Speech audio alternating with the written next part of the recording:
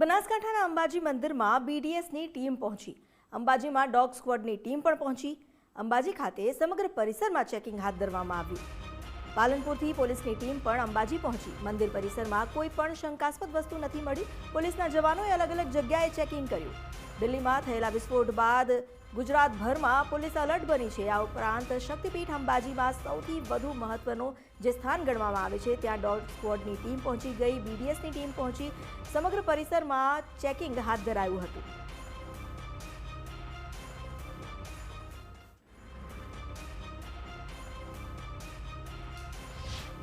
દિલ્હીમાં જે બોમ્બ બ્લાસ્ટની ઘટના ઘટી હતી તેને લઈને 10 લોકોના મોત થયા હતા। ત્યારે આપ જોઈ શકો છો ગુજરાતના સૌથી મોટા શક્તિપીઠ અંબાજી ખાતે પણ પોલીસ દ્વારા સઘન ચેકિંગ હાથ ધરવામાં આવી રહ્યું છે। બીડીએસની ટીમ અને ડોગ સ્ક્વોડ અને ક્યુઆરટી ટીમ દ્વારા અલગ અલગ મંદિર ખાતે અલગ અલગ જગ્યાઓ પર ચેકિંગ હાથ ધરવામાં આવી રહ્યું છે।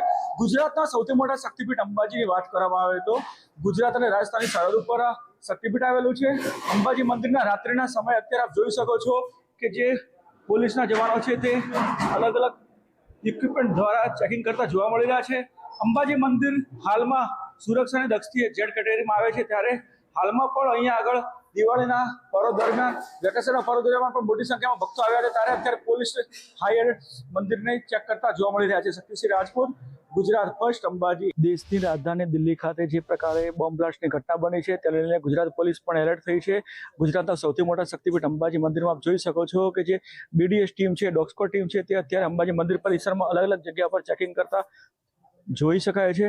અલગ અલગ ઇક્વિપમેન્ટ દ્વારા અંબાજી મંદિરના સમગ્ર પરિસરમાં નજીકથી બારીકાઈથી તે લોકો અત્યારે ચેકિંગ કરતા જોવા મળી રહ્યા છે। અને અત્યારે અંબાજી મંદિર ખાતે પણ હાલ સુરક્ષા વ્યવસ્થા સઘન કરવામાં આવી છે। શક્તિસિંહ રાજપૂત, ગુજરાત ફર્સ્ટ, અંબાજી।